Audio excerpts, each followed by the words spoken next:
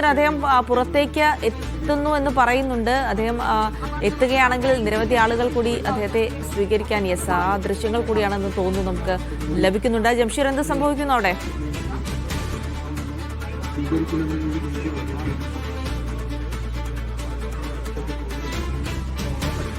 ജിൽസി, റഹീം പുറത്തേക്ക് വരികയാണ്. ഇപ്പോൾ സമയത്തിനൊക്കെ തന്നെ പുറത്തെത്തും.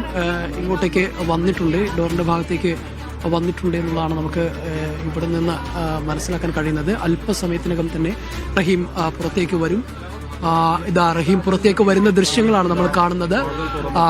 റഹീം ഇതാ പുറത്തേക്ക് വരുന്നു. ഈ സഹായ സമിതി അംഗങ്ങളുണ്ട്, മറ്റു ജനപ്രതിനിധികൾ എല്ലാവരുമുണ്ട്. ആ സന്തോഷ നിമിഷം ഇതാ ഇവിടെ യാഥാർത്ഥ്യമായിരിക്കുന്നു. റഹീം, നമ്മളുടെ റഹീം പുറത്തേക്ക് വന്നിരിക്കുന്നു. അഭിവാദ്യം ചെയ്യുകയാണ് അദ്ദേഹം.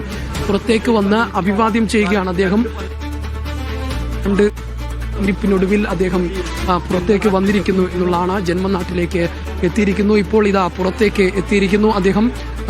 ആളുകളെ വന്നവരെല്ലാവരെയും അഭിവാദ്യം ചെയ്യുകയാണ് അദ്ദേഹം. കൂടുതൽ അഭിവാദ്യം ചെയ്യുകയാണ് അദ്ദേഹം. ഒന്നാകെ സ്വീകരിക്കുന്നു. അദ്ദേഹം കരഞ്ഞുകൊണ്ട് ഉള്ള കണ്ണ് പുറത്തേക്ക് വരുന്ന കാഴ്ചയാണ് നമുക്ക് കാണാൻ കഴിയുന്നത്. ഒരു നാടദ്ദേഹത്തെ ആ ഒരു ഓർമ്മകൾ അദ്ദേഹം ഇപ്പോൾ പുതുക്കളുമായി വരുന്ന ഒരു കാഴ്ചയാണ് നമുക്ക് കാണാൻ കഴിയുന്നത്. വളരെ എന്താണ് ഈ നിമിഷത്തിൽ പറയാനുള്ളത്? സഹായിച്ചവർക്ക് എല്ലാവർക്കും നന്ദി അറിയിക്കുന്നു.